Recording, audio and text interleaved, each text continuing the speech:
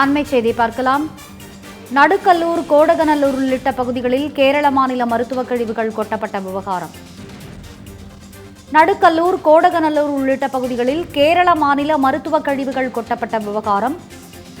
கேரளாவிலிருந்து 70 பேர் கொண்ட குழுவினர் நெல்லைக்கு வருகை தந்துள்ளனர். கேரளாவிலிருந்து 70 பேர் கொண்ட குழுவினர் நெல்லைக்கு தற்போது வருகை தந்திருக்கின்றனர். விவரங்களை வழங்குவதற்காக நமது செய்தியாளர் சரவணன் தற்போது இணைப்பில் இணைகிறார். சரவணன், சொல்லுங்க, கேரளாவிலிருந்து கிட்டத்தட்ட 70 பேர் கொண்ட குழுவினர் நெல்லை வருகை தந்திருக்கிறாங்க. இந்த கேரள மாநில மருத்துவ கழிவுகள் சமீபத்தில் நடுக்கல்லூர், கோடகநல்லூர் உள்ளிட்ட பகுதிகளில் கொட்டப்பட்ட விவகாரம் தொடர்பாக என்ன நடைபெற்றுக் கொண்டிருக்கிறது? கூடுதல் விவரங்களை வழங்குங்க. வணக்கம் ரம்யா.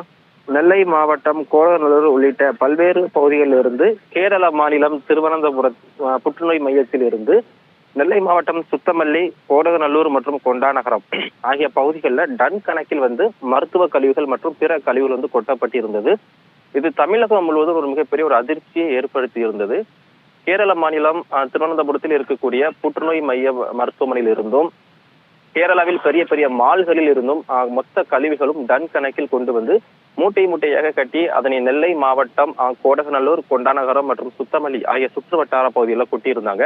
இது தொடர்பாக போலீசார் வழக்கு பதிவு செய்து தற்போது வரை நேற்று இரவு வரை 4 பேர் இந்த விவகாரத்தில் கைது செய்யப்பட்டிருக்கிறாங்க. அதில் 2 பேர் நெல்லை மாவட்டத்தை சேர்ந்த முக்கிய ஏஜென்டாக செயல்பட்டது தெரிய வந்திருந்தது. மீதம் இருக்கிற 2 பேரும் கேரள மாநிலத்தை சார்ந்தவர்கள் என்று போலீசார் தரப்பில் கூறப்பட்டிருக்கிறது. இந்த சூழ்நிலையில் பசுமை தீர்ப்பாயத்தின் உத்தரவை தொடர்ந்து நெல்லை மாவட்டத்தில் கொட்டப்பட்ட அனைத்து கழிவுகளையும் உடனடியாக அப்புறப்படுத்த வேண்டும் என்ற உத்தரவை தொடர்ந்து கேரளாவில் இருந்து 70 பேர் கொண்ட குழுவினர் இன்று காலை நெல்லை மாவட்டத்துக்கு வருகை தந்திருக்கிறார்கள். கேரள அதிகாரிகள் ஆய்வு செய்த இடத்தில் இருந்து குப்பைகளை அகற்றும் பணியானது தற்போது இன்னும் சற்று நேரத்தில் தொடங்க இருக்கிறது. 16 டாரஸ் லாரிகளில் ஏற்றப்பட்டு கொண்டு கேரளாவிற்கு மீண்டும் இது எடுத்து செல்லப்படுகிறது. கேரளாவில் இருந்து திருநெல்வேலியில் கொட்டப்பட்ட மருத்துவ கழிவுகளை தேசிய பசுமை தீர்ப்பாய உத்தரவுப்படி மீண்டும் அதனை கேரளாவிற்கே எடுத்து செல்லும் நடைமுறைகளுக்காக தற்பொழுது திருவனந்தபுரம் ஸ்டார் ஆட்சியர் தலைமையில் சுமார் 70 பேர் கொண்ட குழுவினர் கேரள பதிவெண் கொண்ட வாகனங்களில் தற்போது நெல்லை மாவட்டம் நடுக்கல்லூர் பகுதிக்கு வந்திருக்கிறார்கள். முதலில் நடுக்கல்லூர் பகுதியில் கொட்டப்பட்ட அனைத்து மருத்துவ கழிவுகளும் இன்னும் சற்று நேரத்தில் இங்கிருந்து அப்புறப்படுத்த இருக்கிறது. அதனைத் தொடர்ந்து கோடகநல்லூர் மற்றும் கொண்டாநகரம் ஆகிய பகுதிகளில் கொட்டப்பட்டிருக்கக்கூடிய கழிவுகளும் அப்புறப்படுத்த இருக்கிறது. இன்று இரவுக்குள் அனைத்து பணிகளும் முடியும் என்று கேரள அதிகாரிகள் தரப்பில் தெரியப்பட்டிருக்கிறது. திருவனந்தபுரம், நாகர்கோவில், நாங்குநேரி வழியாக திருநெல்வேலிக்கு 8 கேரள பதிவெண் கொண்ட டாரஸ் லாரிகளும், கோட்டயம், புளியரை, செங்கோட்டை, தென்காசி வழியாக நடுக்கல்லூர் பகுதிக்கு 3 கேரள பதிவெண்கள் கொண்ட டாரஸ் லாரிகளும் என மொத்தம் 11 லாரிகள் நெல்லை மாவட்டத்துக்கு வருகை தந்திருக்கிறது.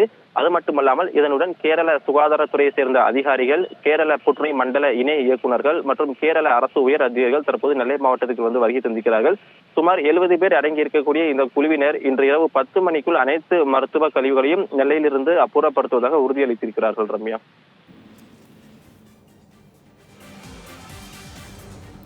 தீர்ப்பாயத்தின் உத்தரவுப்படி நடுக்கல்லூர், திருநெல்வேலியில் கொட்டப்பட்ட கேரள மாநில மருத்துவ கழிவுகள் மீண்டும் கேரளாவிற்கே இன்னும் சற்று நேரத்தில் கொண்டு செல்லப்பட வருகிறது. விவரங்களை அங்கிருந்து வழங்கியமைக்கு நன்றி சரவணன்.